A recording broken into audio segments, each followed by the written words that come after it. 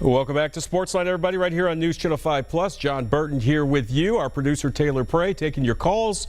We're with you for another half hour, and we want to take your calls about this weekend's AFC divisional playoff game between the Titans and the New England Patriots. What do the Titans have to do to pull off this upset? How do you break it down? We had our buddy 10-year-old Christian call earlier in the show, and I think Joe Rexroad's on the right track. We gotta get him in here in studio and talk a little sports with him. So. But he gave us his keys. Joe Rexroad gave us his keys. Now I want to hear from Brian on line 5. Brian? Hey, where's the Hobbit? Is that in Foxborough or Boston? The smart kids? The smart kids are in Harvard. Yeah, by Martha's Vineyard. You park the car in Harvard Yard, and then there's a kid who's selling fireworks out of his car in the parking lot. That's pretty funny. Hey, I wonder what the weather's going to be like there. And, hey, you know, we can beat them. I was talking last night. I called it. Stranger things have happened. This is a strange year. Yeah. Gronkowski could be a problem. He will be a problem, trust me. Other teams like defending him. He's so tall, 6'6". Maybe they could double-team him for a little bit just to freak him out and then back off. And then double-team him again and then back off. Well, the problem you have there, Brian, is that Brady's so smart. He'll recognize that immediately and know that he has Brandon Cooks on the outside, Chris Hogan on the other side, Danny Amendola in the slot. So, you know, like I said, Brady's hard to fool, and he'll pick up on what you're doing pretty quick. But you're right. Gronkowski's so big. He's so tall. He can basically box you out like a basketball player to get the football, and he's a lot faster than people give him credit for as well. So, yeah, he's going to be an issue. Like I said last week, I really thought the Titans struggled with Travis Kelce, and now, you know, you're dealing with Gronk, who's even better than Kelce, and Kelce's darn good. So, as far as the weather goes, I think our sports photographer Bob Kuzek telling me earlier today before I went on the air that I think it's going to start. The day's going to start in like the mid-40s, but by kickoff it's going to be down below 20. So the temperature is going to rapidly drop. So it's going to be a cold night in Foxborough. So you know what that means. Got to run the football. Got to run. Bring your big boy pads and run the ball and control the line of scrimmage. Right. So it's not going to snow. I think Henry, if he carries it 27, 28 times, he gets 150. Decker gets another 75. Delaney gets another 75. I think they can win it. Well, we'll see what happens, man. I like your enthusiasm. I really do. That's Brian checking in. Let's check in with my man Austin on line 1. What's up, Austin? Welcome to the show. Go Titans. Thanks for the call. Austin checking in with a little Go Titans. I like it when they call and they hang up. That's good. Let's go to John on line 2. John, do you have a little bit more for us than who is it, Taylor? Albert on line 2. I apologize. Albert, do you have a little bit more for me on this game than Go Titans? Yes, I'm looking at the aspect of the Titans have had a significant problem of crossing patterns that killed them in the Rams game and also in San Francisco. But I'd like to know, what are they going to do to stop these crossing patterns with the pass? And that's going to be very significant because the New England used this pattern quite a bit with the big guys going across and the slant pattern. Well, I think the key is you got to get your hands on the receivers early in the routes and disrupt their timing a little bit. That's the key, really. You know, the Patriots do a lot of rub routes to get their receivers free over the middle. They're going to have to fight through that and just be aggressive and be physical. And, you know, you got to test the officials early and find out what you can get away with in terms of getting your hands on receivers, fighting for the ball. You know, are they going to be tight in terms of calling defensive holding or defensive pass interference? If not, you know, basically push it to the limit. I mean, that's the only way. You got to get physical with these receivers, especially off the line of scrimmage. Now, Brandon Cooks is a guy you don't necessarily want to play tight one-on-one because if he gets by you, he's maybe a half step slower than Tyreek Hill, who is super fast. So you're going to have to take your chances and really be aggressive for the Titans defensive backs and safeties. And you got to get physical with Gronkowski as well. It's just going to be one of those games where, you know, your will's going to have to be stronger than theirs. But you're right, they do struggle with crossing patterns. But again, so many teams do these subtle rub routes where the receiver gets in the way of one defender and frees up another receiver. So the fact that Julian Edelman is not playing in this game. Of course, he got hurt in the preseason, messed up his knee. You may not see as many crossing patterns. They'll do some with Amendola, but usually their crossing patterns, they're short slants, they're skinny posts. That's usually Julian Edelman's cup of tea. So what do the Titans have to do to pull this off, in your opinion, Albert? I think the most important thing is going to be very aggressive in play calling.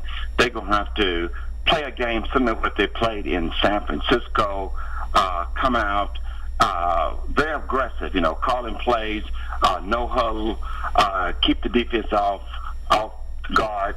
Onside kick was excellent in one game when they played, and that was the Jaguars, the onside kick, and they caught them off guard. They got to do things to catch the team off guard.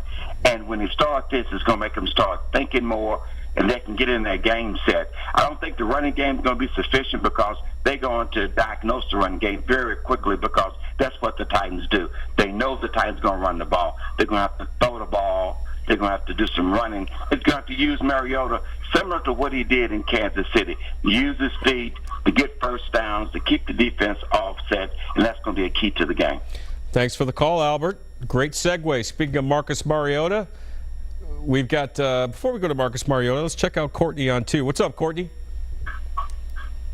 Courtney, you there? This is Albert. Oh, I'm sorry, Albert. Thanks for the call. Let's go to Courtney on 2. Hello, Courtney. Sorry about that. Welcome to the show. Yes. What's going on, man? You're on the air. What do the Titans have to do to pull this upset off Saturday night? Talk to me. All right. Thanks, Courtney. Here's Marcus Mariota. Confidence level like heading into this next big game, given the way you played at the end of the Jags game and then the Kansas City game? Well, I think everyone feels good. We're excited. It's a great opportunity, and I think we've played well the last couple of weeks, and hopefully we can carry it in going into Saturday. For you individually, though, have you figured some things out in the last week and a half? Nah, not necessarily. Just playing my game, executing to the best of my abilities, and just trying to make a play. You guys seem to have a confidence in yourself, but it seems like others are finally catching on as well. How does that underdog mentality serve you guys heading into a game like this?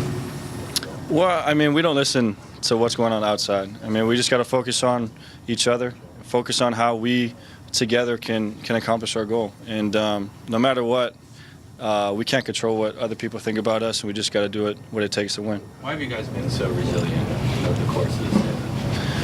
I think really it's just it's these group of guys. I think they continue to believe in each other. They know you can be down, but we've always got an opportunity to come back and win, and it's a great culture to be a part of, and something that I'll never take for granted. So some people might say quarterback shouldn't put himself in harm's way to make a block like you did. I'm assuming your mindset is you're going to do what needs to be done to win. Yep, that's what it's about, and whatever it takes, I'm willing to do it. I just want to keep winning.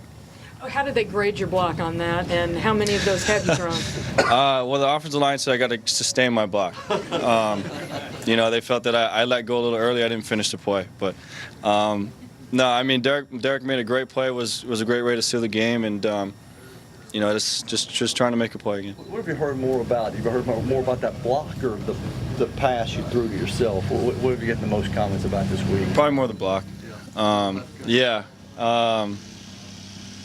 The pass reception was, I don't know, it's hard to explain. So some crazy like that, I guess. But, yeah, everyone keeps asking me about the block. Is that the best block of your football career? Probably. With the situation, yeah. A bunch of guys came out to you on the field and celebrate with you after that play. What would you think when they mobbed you like that? I was just having a good time. I think, again, everyone kind of understood the situation, and we're all just kind of celebrating together. Have you seen your play motivate, the guys around you? I guess so, yeah. I mean, I just try to carry myself the same way week in and week out. I feel like if I keep that kind of even kill, guys can kind of look to me to make a play, and that's what I like. I just want to go out there and do my best for these guys, and just try to win games. It's a cool thing to you that kind of calm, level-headedness in you kind of brings out an energy from the team. Yeah, I mean, really, I just being myself, man, and that's what's awesome about this locker room is everyone's just kind of cares for one another and wants to do the best that they can for this team. What stands out about the Patriots and how important is it to finish off possessions in the red zone against them? Yeah, like you said, I think their red zone defense is probably one of the tops in the NFL. They find a way to make you kick field goals, and they do a lot of different things, whether it's their fronts, whether it's their schemes and their coverages. So we got to work cut out for us. We got to be good in the red zone. We got to convert third downs. That doesn't change for us, but if we're able to do that, I think we can be successful. You only threw, I think, 6 passes the last time you faced them. Does that experience help you at least get going through that game week, preparing for that defense and that setting? Yeah, I would say so. And I think just opening up the game helped. And, I mean, they do some different things. It's not all the same stuff, but being able to go through that week of preparation and starting the game, I think, has helped. How different are you and this team from 2 years ago? A lot different. It really starts with the culture, this winning attitude, this group of guys that we've created. It's totally different from what I experienced my rookie year. To have a second half where you guys clicked on all cylinders like you did in Kansas City, how much can you build off of that?